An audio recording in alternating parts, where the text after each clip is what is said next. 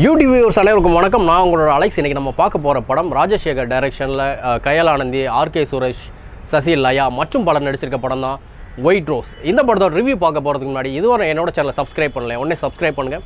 பக்கத்தில் இருக்க பெல் ஐக்கனை கிளிக் பண்ணுங்கள். என்னோட ரிவ்யூ உங்களுக்கு பிடிச்சிருந்தா லைக் பண்ணுங்கள், ஷேர் பண்ணுங்கள், கமெண்ட் பாக்ஸில் கமெண்ட் பண்ணுங்கள். என்னோடய ஃபேஸ் இவ்வளோ டல்லாக இருக்கிறதுக்கு காரணம் இந்த படம் பார்த்துட்டு வந்த தலைவலி, வேறு ஒன்றும் இல்லை. பயங்கர தலைவலி. ஒரு டேப்லெட் போட்டு தான் படுத்தேன். ஸோ எனக்கு இன்னும் அந்த ஹெட்டேக் அப்படியே இருக்குது. அதோட தான் இந்த படத்தோட ரிவ்யூ போடுறேன். இந்த படத்தோட ஆன்லைன் கதை என்ன அப்படின்னு பார்த்தோம்னா, ஆர்கே சுரேஷுக்கு வந்து நெக்ரோஃபிலியா அப்படிங்கிற ஒரு மனநோய் இருக்குது. அந்த நெக்ரோஃபிலியா அப்படின்னா என்னென்னா, அதாவது இறந்து போன உடல்களோட மட்டுமே உடலுறவு வச்சுக்கக்கூடிய ஒரு மனவியாதி. அதனால் அவர் என்ன பண்ணுறாருனா, உயிரோடு இருக்கிற பொண்ணுங்களை வந்து கொலை பண்ணி அவங்களோட உடலுறவு வச்சுக்கிட்டு அவங்களுடைய உடம்பு துண்டு துண்டாக வெட்டி தூக்கி எறிஞ்சிடுவார். அப்படிப்பட்ட ஆர்கே சுரேஷ் கிட்ட வந்து கயல் ஆனந்தி தெரியாமல் போய் மாட்டிக்கிறாங்க. மாட்டினதுக்கப்புறம் அவர்கிட்டேருந்து வெளியே வந்தாங்களா இல்லையா, ஆர்கே சுரேஷ் இவங்க கொன்னாங்களா, இல்லை ஆர்கே சுரேஷ் கயல் ஆனந்தியை கொன்னாரா, இல்லை ஆர்கே சுரேஷ் வந்து திருந்திட்டாரா இல்லையா அப்படிங்கிறது அந்த படத்தோட எண்டு. ஃபஸ்ட்டு கயல் ஆனந்தியோட கதைக்கு வருவோம். கயல் ஆனந்தி அவங்க நல்லா ஹாப்பியாக தான் இருக்கிறாங்க. பட்டு அந்த பைக்கில் வராங்களே, ஷூட் அவுட் நடக்கும்போது, ஷூட் அவுட் நடக்குது, அது நடந்துகிட்டே இருக்குது. அது ரொம்ப நேரமாக நடக்குது. இவங்க பைக்கில் வந்து நின்று ரொம்ப நேரமாக அதை வேடிக்கை பார்க்குறாங்க. ஏதோ திருவிழா அங்கே ஏதோ செலிப்ரேட் பண்ணுற மாதிரி, இல்லை பட்டாசு வெடித்து அப்படியே கோலகாலமாக ஏதோ செலிப்ரேட் பண்ணுற மாதிரி, இல்லை ஏதோ ஆச்சரியத்தை பார்த்த மாதிரி அப்படியே நின்று அதை பார்த்து ரசிச்சுக்கிட்டு இருக்கிற மாதிரி பண்ணுறாங்க. எதுக்கு அங்கே ஒரு ஷூட் அவுட் நடக்குது, ஒரு கன் ஷூட் நடக்குது, உடனே நீ பைக்கை யூட்டன் போட்டு நீ அந்த போக வேண்டியதானே? கயல் ஆனந்தி கிளம்புங்க. அதுவும் கயல் ஆனந்தி சொல்கிறதுக்கே லேட் ஆகுது. அவ்வளோ ஷூட் அவுட் நடந்து அவன் கார் அங்கே போய் அடித்து அப்புறம் யூட்டன் போட்டு அவன் வந்து திரும்ப இங்கிட்டு இடித்து அவ்வளோ கன் ஷாட் நடக்கிற வரைக்கும் அவன் நின்று வேடிக்கை பார்க்குறான். கடைசியில் கிளம்பு யூட்டன் போட்டுன்னு அவங்க ஒரு 10 ரூபா சொன்னதுக்கப்புறம் அவர் பைக்கில் எப்படியும் பாரு, அதுக்குள்ளே ஒரு புல்லட் வந்து நிறுத்தியில் அடித்து ஸ்பாட்டு. அதாவது நான் என்ன சொல்கிறேன்னா, நீங்கள் அவரை கொல்லணும்னா அவர் பைக்கில் என்ட்ரி ஆகி உள்ளே வராருலே, அப்போயே ஒரு புல்லட் வந்து அவர் நெத்தியில் பட்டு அவர் சாகிற மாதிரி வச்சுருக்கலாம். இல்லை அவர் பார்த்தோன்னே யூட்டன் போடுறாரா, போட்ட உடனே ஒரு புல்லட் போய் அவர் அடிக்கிற மாதிரி வச்சுருக்கலாம். ஸோ அவர் அந்த இடத்துல சாகுறாரு. ஆனால் அது ஒரு 10 நிமிஷம் வேடிக்கை பார்த்துட்டு, காலங்காலமாக இந்த தமிழ் சினிமாவில் பார்த்து நம்ம வெறுத்துட்டோம். கோவம் வருது. இந்த மாதிரி சீன்ஸ்லாம் பார்க்கும்போது கோவம் வருது.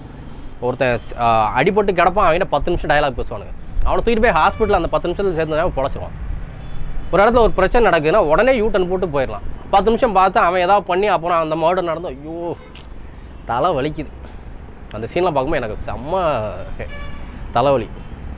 நீங்களாம் உண்மையிலே எப்படி டைரக்ஷன் கற்றுக்கிட்டு தான் வரீங்களா, இல்லை என்னன்னு தெரில. ஸ்கிரிப்ட் எழுதும்போது நீங்கள் எப்படி எழுதுறீங்கன்னு எனக்கு தெரில. கொஞ்சமாக யோசிங்க தயவு செஞ்சு. அந்த ஷாட்டை நான் சொன்ன மாதிரி வச்சுருக்கலாம், இல்லை வேறு மாதிரி வச்சுருக்கலாம், உங்களுக்கு பிடிச்ச மாதிரி. 10 நிமிஷம் நின்று அவன் பார்க்குறான் வேடிக்கை. ஒரு ஷூட் அவுட் நடக்குது, இப்போ கூட ஒரு பொண்டாட்டி பொண்ணோட நின்றுட்டு இருக்க ஒருத்தன் 10 நிமிஷமாக ஒரு ஷூட் அவுட்டை பார்த்துக்கிட்டு இருப்பான். அட போங்க. அப்புறம் நல்லா வசதியானவன், நல்லா ஃபாரின்லாம் போய் வேலைக்கு போய்ட்டு வரான், ஆனால் கடனில் இருக்கான் அப்படிங்கிறாங்க. ஐயோ எனக்கு அதுவும் புரியல.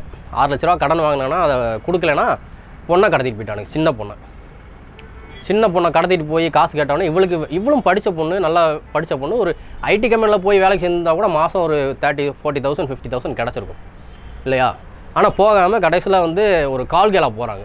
அப்புறம் கயல் ஆனந்தி போய் ஆர்கே சுரேஷ் கிட்ட மாட்டிப்பாங்க. மாட்டினதுக்கப்புறம் அவங்க வந்து உள்ளே குளிக்க போகிறேன் அப்படிலாம் சொல்லுவாங்க.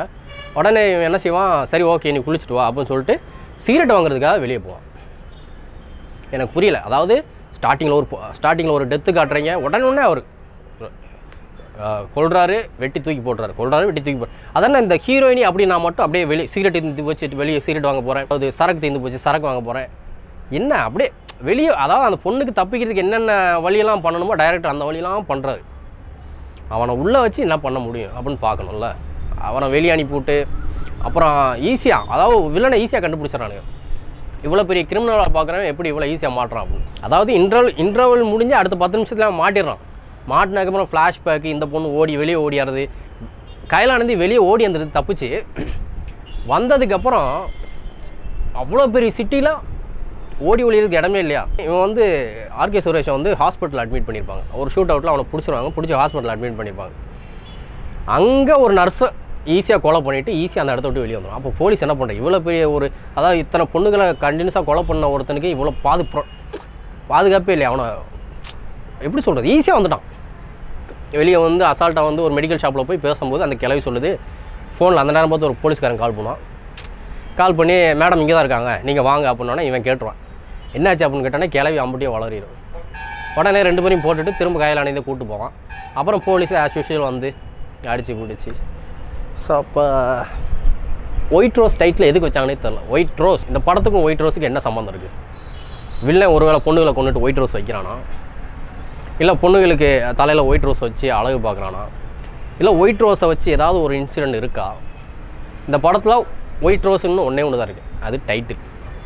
படத்தில் ஒயிட் ரோஸ் இல்லை, ரோஸு கூட இல்லை, ஒரு ரோஸு கூட படத்தில் காட்டல. அப்புறம் எதுக்கு ஒயிட் ரோஸ்? ஒயிட் ரோஸுக்கு படத்துக்கு சம்மந்தமே இல்லை. இந்த மாதிரி ஒரு மோசமான ஒரு க்ரைம் சஸ்பென்ஸ் மூவியை நான் பார்த்ததே இல்லை. ஒஸ்ட்டு. ரொம்ப ஈஸியாக வில்லை மாட்டிடுறான், ரொம்ப ஈஸியாக வில்லனை காட்டிடுறானுங்க. ஓ,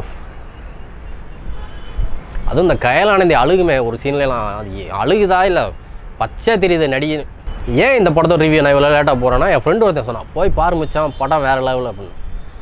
போய் படம் பார்த்துட்டு வந்ததுக்கப்புறம் தான் தெரியுது அவன் என்னை பழி வாங்கிட்டான் அப்படின்னு. ஏன்னா அவனுக்கு நான் ஒரு 100 ரூபா கடன் கொடுக்கணும். ஸோ அதுக்காக என்னை வந்து பழி வாங்கியிருக்கான். மச்சான் இந்த வீடியோ உனக்காக தான், சரியா? பாரு. ஓகே வியூவர்ஸ், அடுத்த ரிவ்யூவில் மீட் பண்ணலாம். பாய்.